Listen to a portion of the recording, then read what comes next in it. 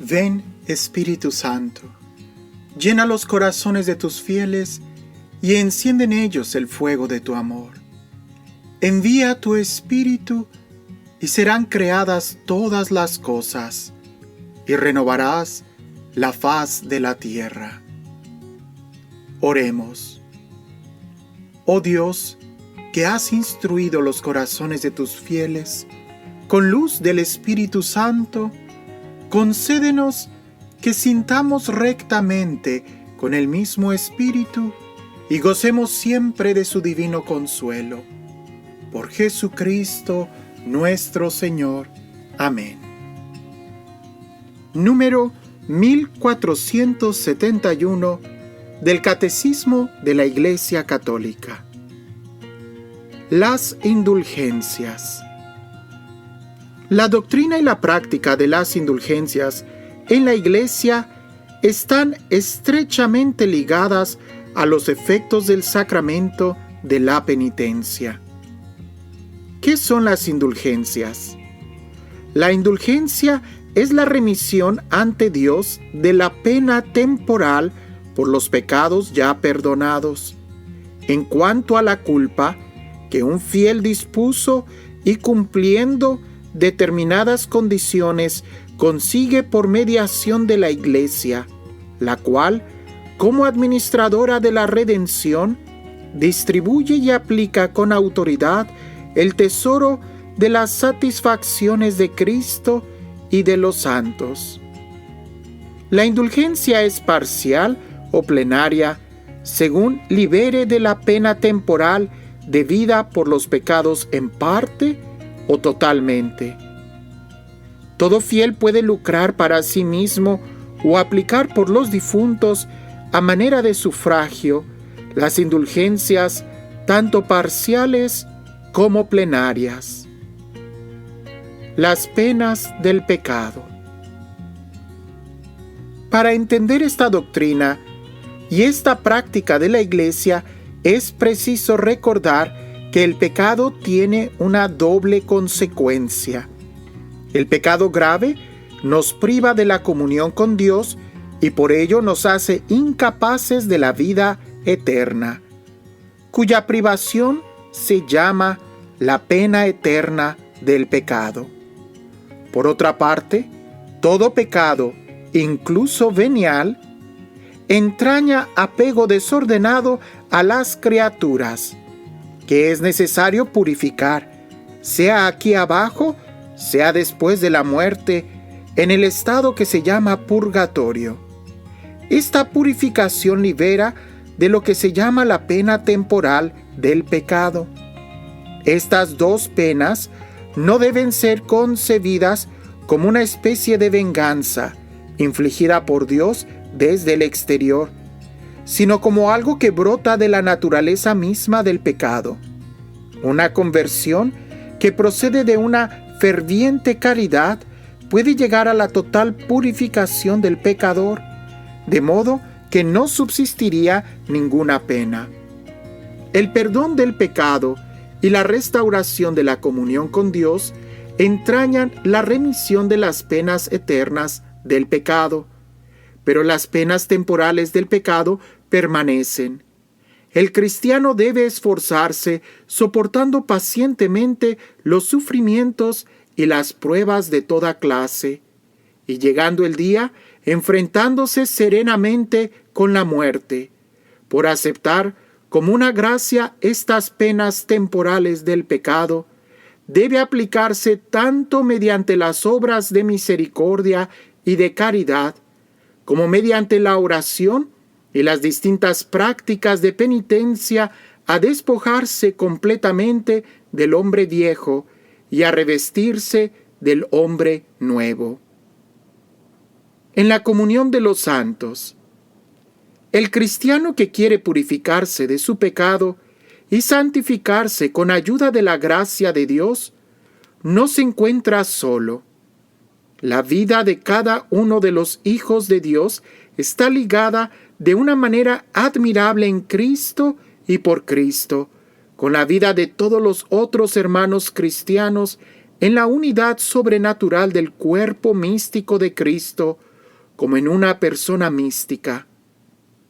En la comunión de los santos, por consiguiente, existe entre los fieles, tanto entre quienes ya son bienaventurados como entre los que expían en el purgatorio o los que peregrinan todavía en la tierra, un constante vínculo de amor y un abundante intercambio de todos los bienes. En este intercambio admirable, la santidad de uno aprovecha a los otros, más allá del daño que el pecado de uno pudo causar a los demás.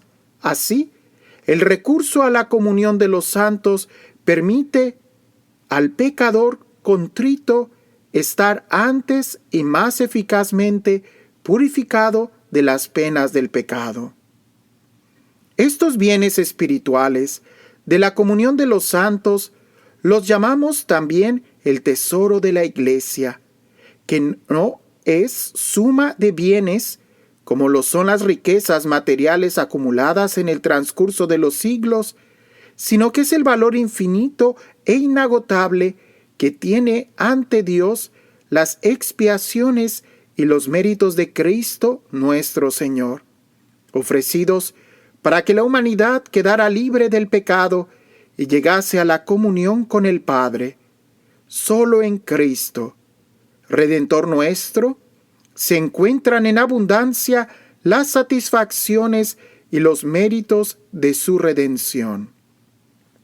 Pertenecen igualmente a este tesoro el precio verdaderamente inmenso, inconmensurable y siempre nuevo que tienen ante Dios las oraciones y las buenas obras de la bienaventurada Virgen María y de todos los santos que se santificaron por la gracia de Cristo, siguiendo sus pasos, y realizaron una obra agradable al Padre, de manera que, trabajando en su propia salvación, cooperaron igualmente a la salvación de sus hermanos en la unidad del cuerpo místico. Obtener la indulgencia de Dios por medio de la Iglesia. Las indulgencias se obtienen por la Iglesia que, en virtud del poder de atar y desatar que le fue concedido por Cristo Jesús, interviene en favor de un cristiano y le abre el tesoro de los méritos de Cristo y de los santos para obtener del Padre de la misericordia la remisión de las penas temporales debidas por sus pecados. Por eso, la Iglesia no quiere solamente acudir en ayuda de este cristiano, sino también impulsarlo a hacer obras de piedad, de penitencia y de caridad. Puesto que los fieles difuntos en día de purificación son también miembros de la misma comunión de los santos, podemos ayudarles, entre otras formas, obteniendo para ellos indulgencias, de manera que se vean libres de las penas temporales debidas por sus pecados. Ciertamente el tema de la indulgencia o del purgatorio, ¿verdad?, para muchos les causa como confusión, pero simplemente habría que tratar de relajarnos y tratar de mirar las cosas de la manera más sencilla. Una cosa es el perdón y otra cosa es la consecuencia. Cuando uno peca, pudiéramos decir que hay dos consecuencias muy claras. Una, pues la muerte eterna, ¿verdad?, la privación. Y la otra, la condición herida. La primera, en el sacramento de la confesión, cuando te arrepientes de tu pecado, allí hay perdón y las puertas del cielo se abren. Pero para la segunda, tú tienes que esforzarte y entrar. Te pongo este ejemplo. Si un drogadicto se acerca a su mamá y a su papá y les pide disculpas por la vida tan desordenada que ha llevado, es muy posible que los padres de ese joven lo perdonen totalmente. Pero ese perdón no le va a quitar al drogadicto el dolor que tiene que pasar él por ese proceso de desintoxicación.